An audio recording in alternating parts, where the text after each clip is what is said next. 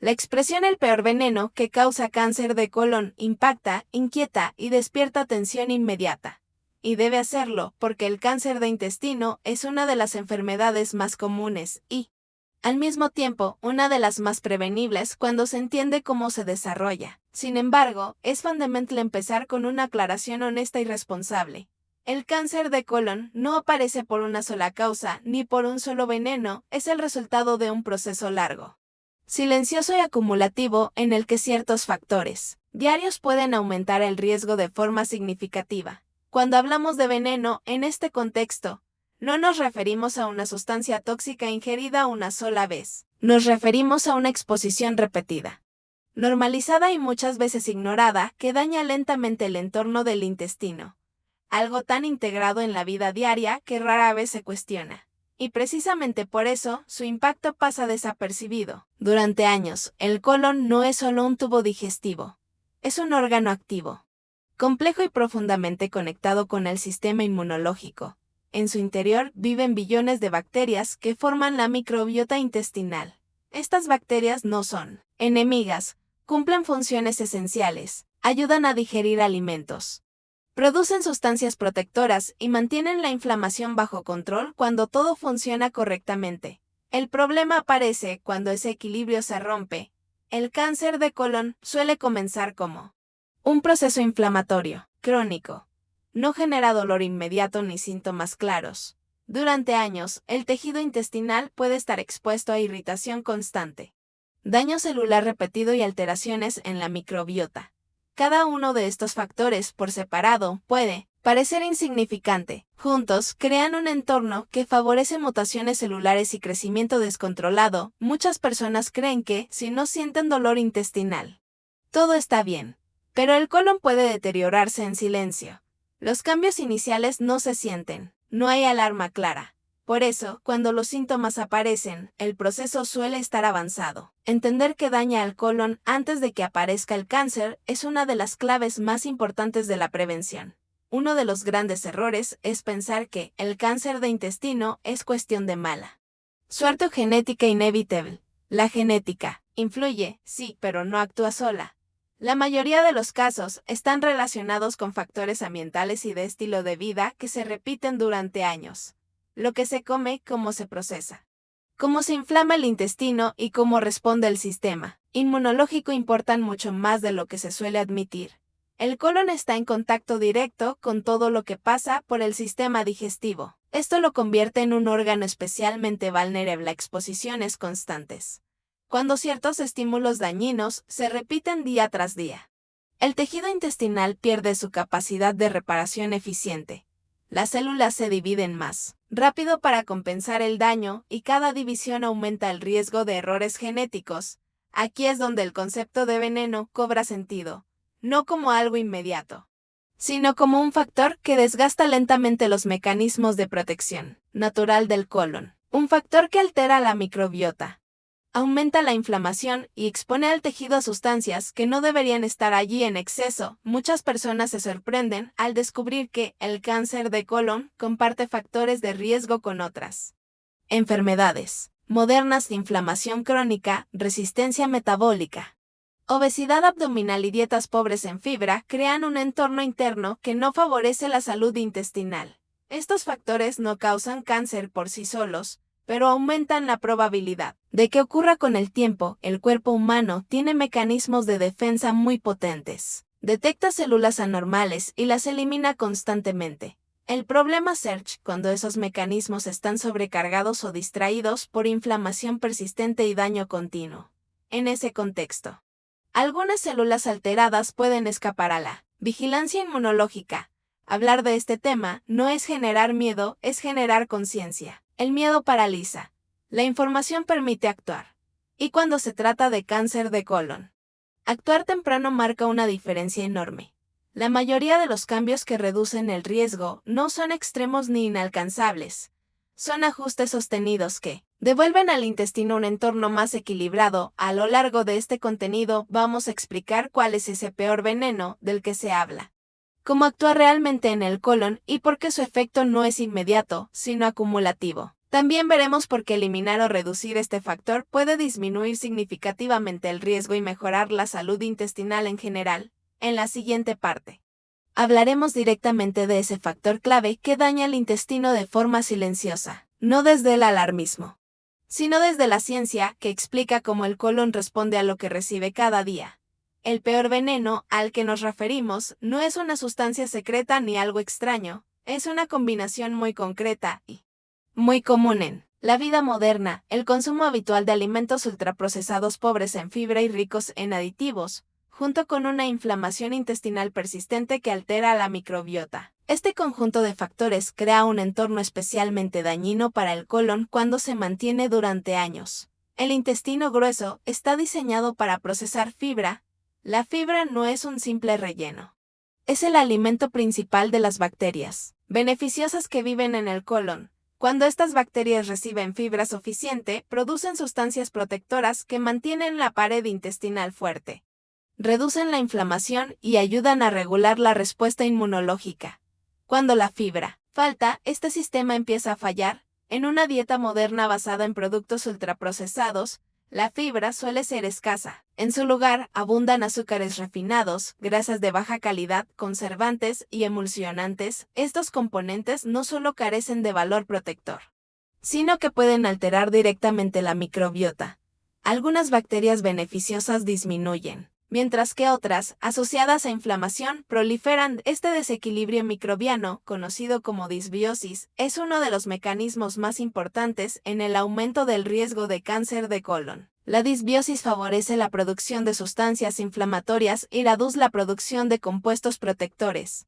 El intestino pierde su capacidad de autorregulación y entra en un estado de irritación constante. Además, muchos alimentos ultraprocesados contienen compuestos que, al ser metabolizados, generan residuos irritantes para la mucosa intestinal. No causan daño inmediato, pero sí microlesiones repetidas. El tejido intestinal se ve obligado a repararse una y otra vez. Cada ciclo de daño y reparación aumenta la tasa de división celular, y con ello, el riesgo de errores genéticos.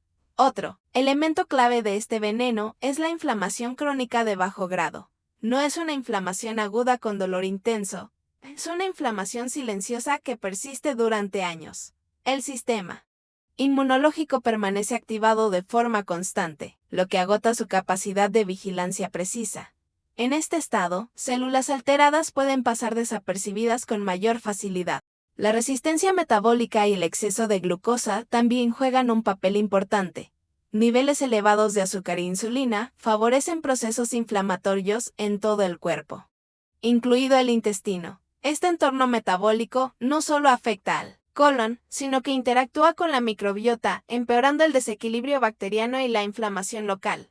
El problema no es un alimento puntual ni una comida ocasional, es la repetición, día tras día, año tras año. El colon puede tolerar exposiciones aisladas, pero no una agresión constante.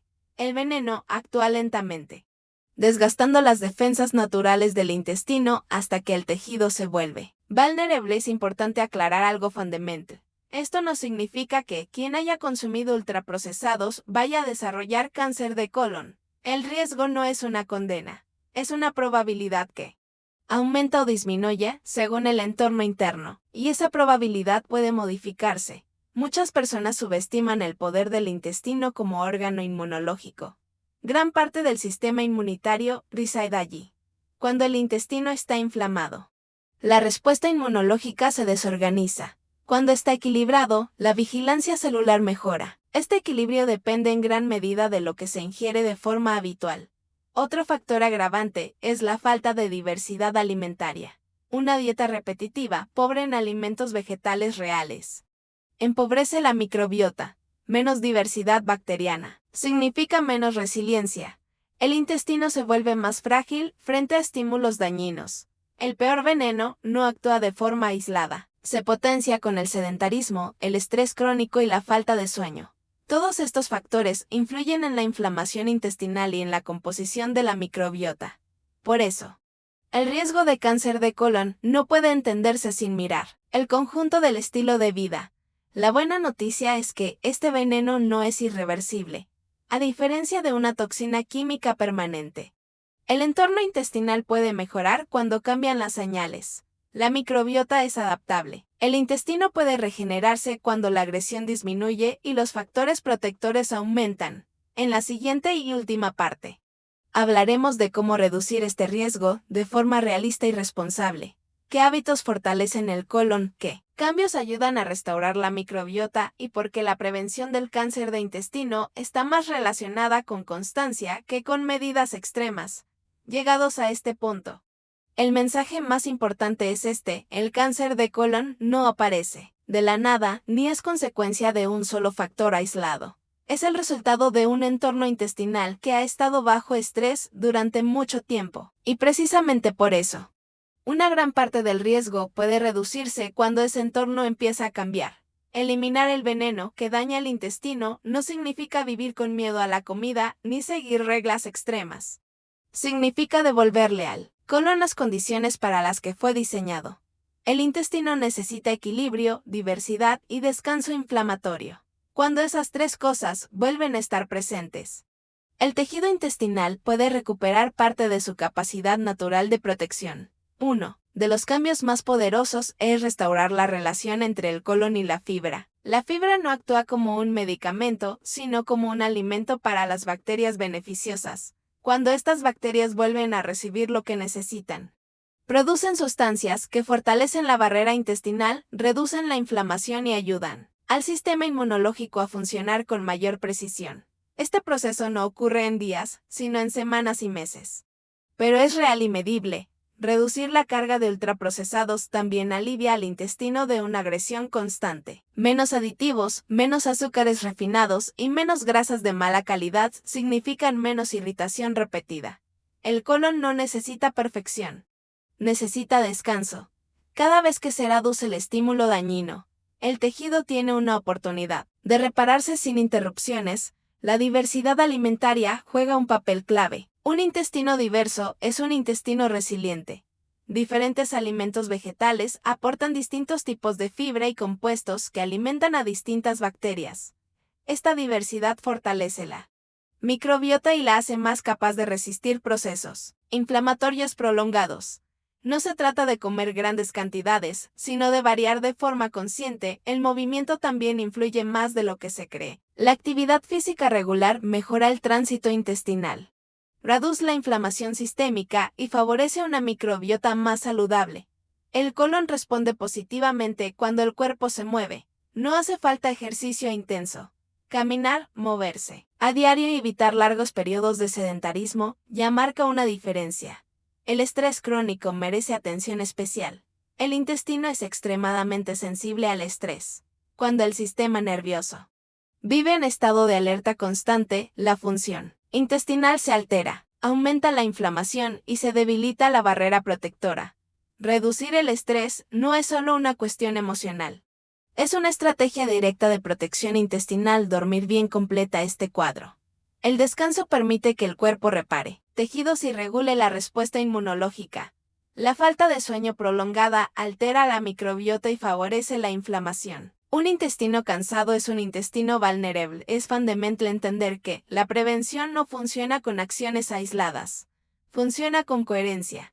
Pequeños cambios sostenidos tienen más impacto que esfuerzos intensos que no se mantienen. El colon responde a lo que ocurre todos los días, no a lo que ocurre de vez en cuando. También es importante hablar de vigilancia médica. La prevención no excluye los controles.